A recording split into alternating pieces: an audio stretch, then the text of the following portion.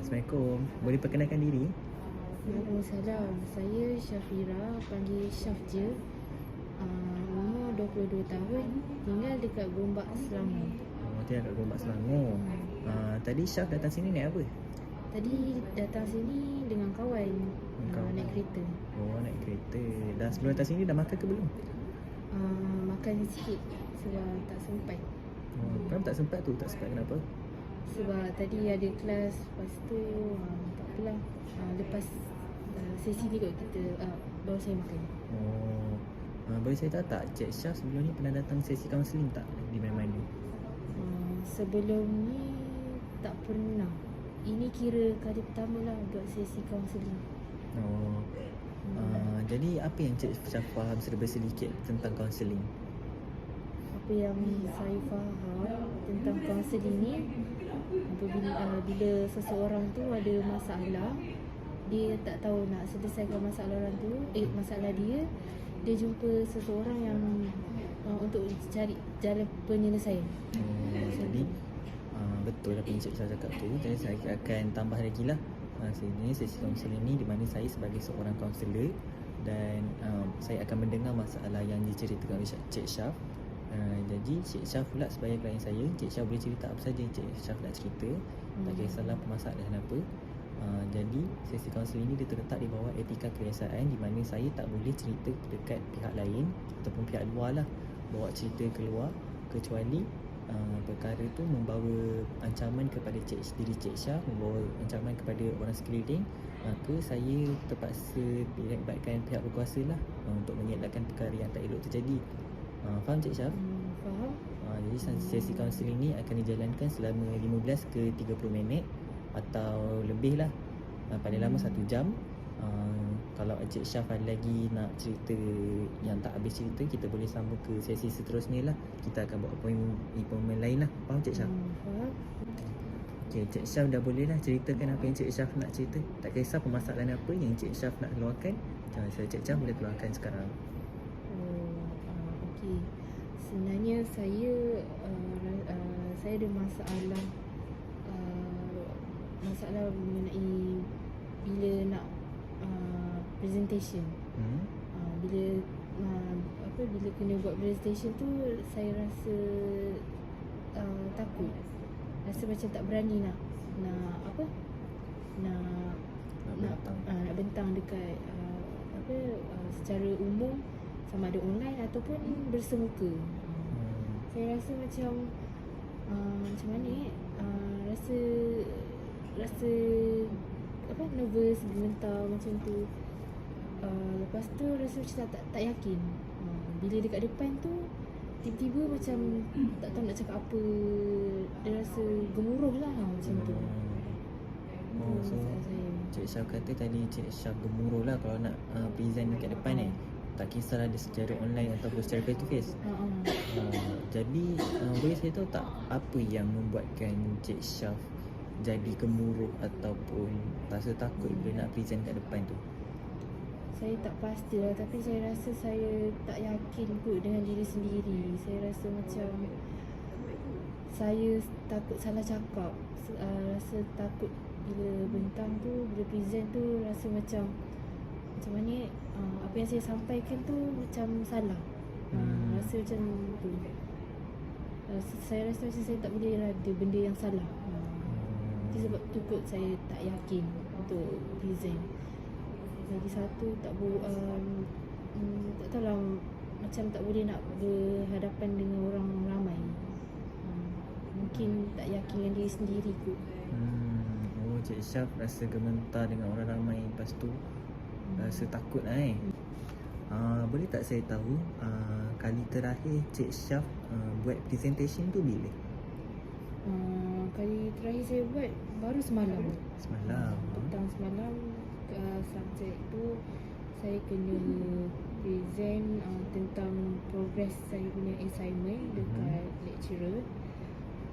Itu pun saya tak boleh nak bercakap. Maksudnya macam nasib ada kawan saya, dia tolong.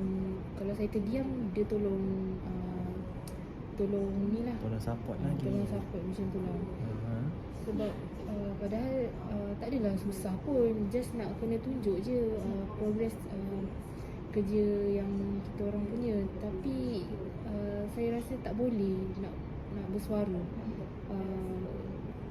depan orang macam tu. Kenapa boleh saya tahu tak apa perkara yang ada peristiwa ke ataupun ada sesuatu yang pernah terjadi dari Cik Syaf ke yang buatkan Cik Syaf ni tak berapa confident bila present ke depan? Adakah orang pernah gelakkan Cik Syaf ke macam mana tu? Saya tak pastilah. Sebenarnya dulu waktu saya sekolah menengah, saya tak adalah macam sekarang ni. Dulu macam kalau kena buat pembentangan ke kenapa saya boleh lagi. Tapi sekarang ni tak tahulah, mungkin saya pun tak pastilah. Mungkin sebab dah lama kot tak bersemuka dengan orang. Yelah, sebab kita PKP 2 tahun ni. Jadi Cik Syaf, bila Cik Syaf nak present balik dekat depan ataupun secara online tu, Cik Syaf dah macam tak terbiasa sebab dah lama tak berinteraksi dengan orang kan. Berinteraksi dengan rakan sekelas lah kan. Tiba-tiba kena present walaupun tapi tak pernah jumpa. Jadi Cik Syaf rasa maybe diorang akan jadi judgemental je macam tu ya. Saya rasa macam diorang semua hebat-hebat lah. Faham? Jadi Cik Syaf macam rasa Cik Syaf kurangnya confident tu sebab Cik Syaf rasa diorang hebat. Tapi Cik Syaf pun masuk usia lah. Jadi Cik Syaf pun boleh tahan hebat lah. Itulah, tak tahulah. Tapi still rasa macam tu. Mungkin lain kot suasana dekat universiti dengan dekat sekolah dulu. Macam tu lah. Boleh saya ni tak, kalau macam dari skala 1 sampai 5, macam 1 macam kurang malu. Kalau saya bagi skala kepada Cik Syaf, contohnya tahap keyakinan Cik Syaf sekarang, daripada 5, ni 5, skala 5, contohnya 1 sangat malu, 2 malu, 3 neutral lah, biasa je, 4 yakin, dan 5 sangat yakin. Boleh sebelum datang sesi ni, mana tahap skala Cik Syaf? Saya rasa tahap saya yang lagi rendah malu kan. Malu. Yang keempat kot. Keempat tu sangat yakin Cik Syaf. Sangat yakin. Yang kedua. Ini Cik Syaf malu lah. Dia tak adalah sampai sangat malu Maknanya Cik Syaf masih ada sedikit lagi keyakinan. Boleh lah. Kalau tiba-tiba kena, tak adalah sampai tak boleh langsung. Apa yang saya faham masalah Cik Syaf ni, Cik Syaf boleh present kat depan, tapi Cik Syaf macam ada something yang buatkan Cik Syaf malu. Sebab nak berinteraksi dengan orang yang dah makan masa yang lama, kita dah tak keluar pada rumah kan, PKP kan. Jadi Cik Syaf rasa sedikit awkward bila nak tiba-tiba kena present dengan kawan-kawan tu kan. Jadi boleh tak saya tahu apa pendapat Cik Syaf untuk menaikkan keyakinan Cik Syaf balik? Seperti macam Cik Syaf kata masa sekolah menengah dulu kan, Cik Syaf yakin je, okey je bila present depan. Boleh tak saya tahu pendapat Cik Syaf bila macam mana kita nak menaikkan balik confident Cik Syaf tu? Saya rasa mungkin saya kena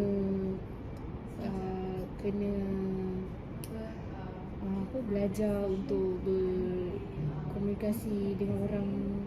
Mungkin kena banyak bercakap dengan orang. Lepas tu tambah lagi ilmu. Lagi mungkin kena abaikan je. Mungkinlah kot kena abaikan je. Kalau salah pun tak teruskan je. Macam tu kot. Tadi tak Cik kata apa tadi? Banyakkan berkomunikasi dengan orang. Lagi? Lepas tu tambahkan banyak ilmu lagi supaya lebih confident lah. Waktu present nanti kan. Lepas tu atau abaikan je, maksudnya waktu abaikan je tak kisahlah pendapat orang kan. Janji kerja kita jalan. Macam tu kan Cik Syaf kan. Oh, jadi sebenarnya Cik Syaf tahu cara untuk naikkan confidence Cik Syaf balik kan. Berkomunikasi dengan orang, banyak tambahkan ilmu supaya kita yakin, yang lebih yakin lepas ni. Cik Syaf kata jangan peduli pendapat orang lain lah, sebab asalkan kerja kita settle kan. Cik Syaf kata kan. Lepas tu okay, seperti yang Cik Syaf kata tadi kan, yang 3 perkara tadi tu, ada tak saya nak tanya lah, ada tak perkara-perkara ni Cik Syaf dah apply ke belum kat diri Cik Syaf? Setakat ni ada lah. Macam dah start macam mana start baca, tambah ilmu. Sebab itulah salah satu nak tambahkan ilmu kan. Kalau macam nak bercakap dengan orang pun saya dah start cubalah untuk bergaul dengan orang. Tapi tu pun macam barulah, belum tak apa, boleh slow-slow kan. Tak apa, jadi kita tak perlu nak cepat untuk berubah kan. Kita ambil masa kita sendiri kan, betul tak? Sebab bukan senang kan nak betul. buat benda tu. Sebab itu pun bukan dalam comfort zone kita. Kalau kita nak keluar pada comfort zone ni susah kan. Jadi tak apalah, asalkan Cik Syaf ada perubahan untuk Cik Syaf nak buat kan. Jadi perkara tu dah cukup bagus lah sebenarnya. Lagi yang saya nak tanya lah, ada tak perubahan bila Cik Syaf kata tadi ada kan yang Cik Syaf dah start bergaul dengan orang kan. Maknanya sebelum datang sesi ni pun Cik Syaf dah try buat perubahan tu. Cuma Cik Syaf belum nampak lagi apa yang perubahan ni kan. Jadi semalam tu pun present pun still sama juga. So kena banyakkan lagi. Faham? Itulah. Kena cuba banyak lagi. Dan saya try bagi kertas dah kat Cik Syaf kan. Dalam pen. Cuba Cik Syaf tulis apa lagi yang Cik Syaf rasa boleh Cik Syaf terapkan untuk kepada diri sendiri lah, untuk apply kat diri sendiri, untuk naikkan confidence Cik Syaf. Saya bagi Cik Syaf 2 minit lah. 3 minit ni? 3 minit? 3 minit. Saya pergi toilet jap. Okay. Sis, aku pergi toilet jap. Alamak, aku tak cakap. Okay.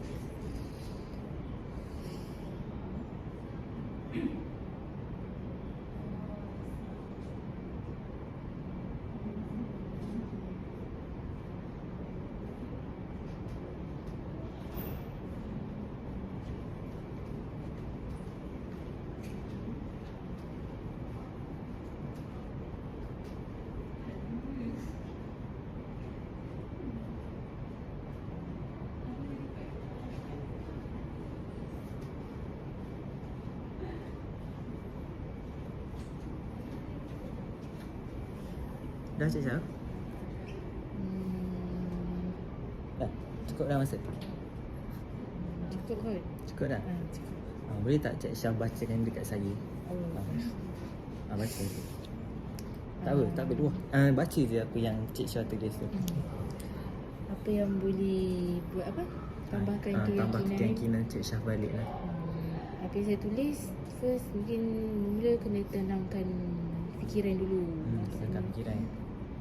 Kedua, tak overthink. Tak overthinking.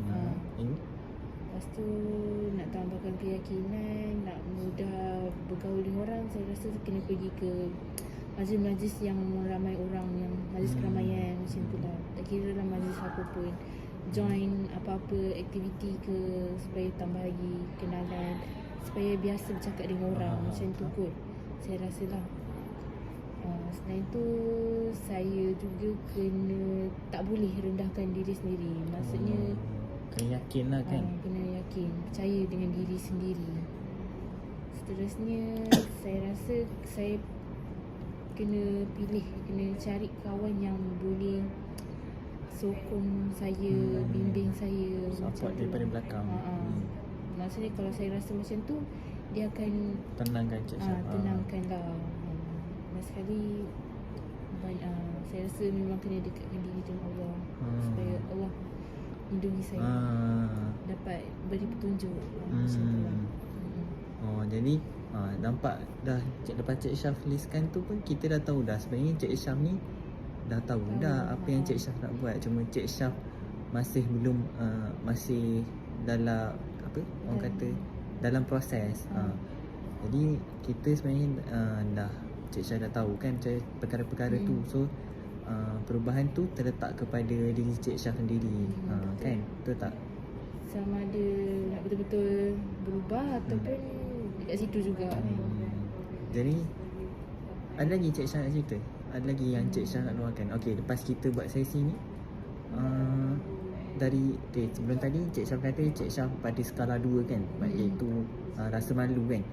Okey, lepas Cik Syaf dah listkan semua perkara-perkara ni, Cik Syaf kan rasa lepas ni Cik Syaf berada di skala mana? Mungkin lah saya rasa di skala 2 kan.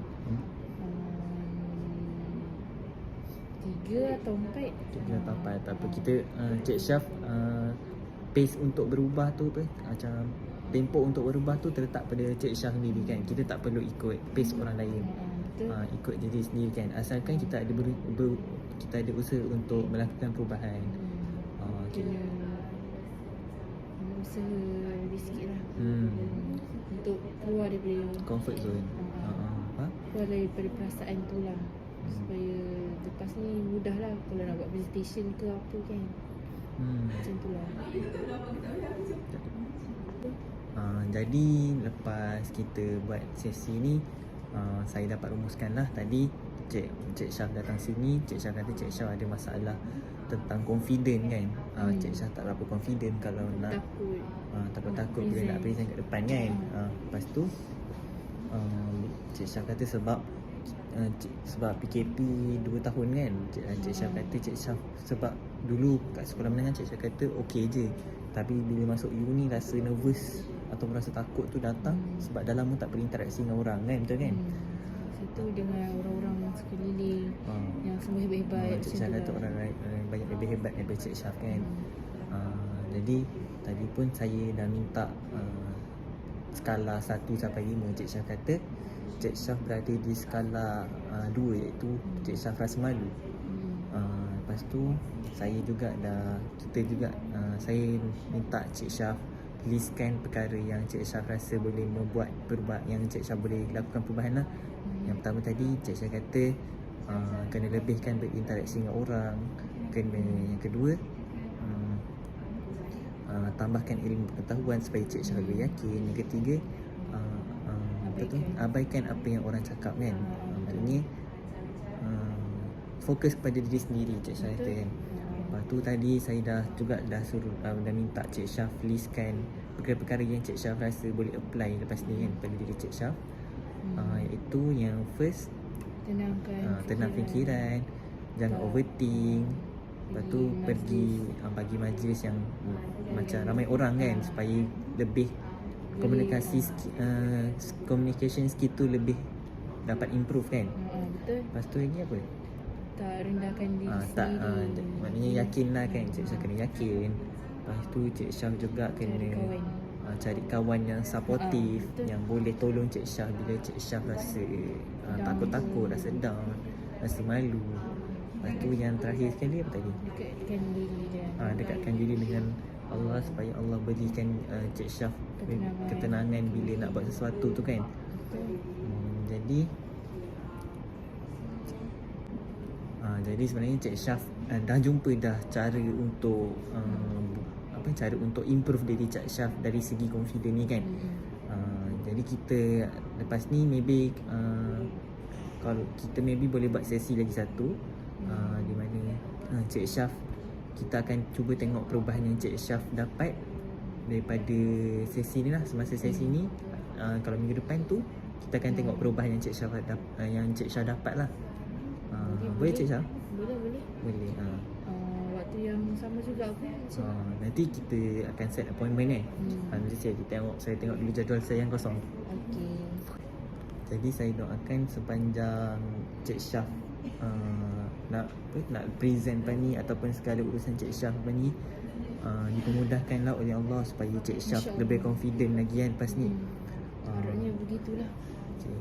Saya rasa kita dah boleh tamatkan sesi ni. Sebelum tu ada apa-apa lagi Cik Syah nak tanya? Setakat ni itu je. Semua clear kan? Kalau ada apa-apa boleh. Minggu depan lah, sesi boleh. yang minggu Ataupun Cik Syah nak WhatsApp saya pun boleh. Okey. Okey, boleh kan? Okey, rasanya itu sajalah. Okey, terima kasih Cik Syah. Assalamualaikum. Waalaikumsalam. Sama-sama. Terima kasih.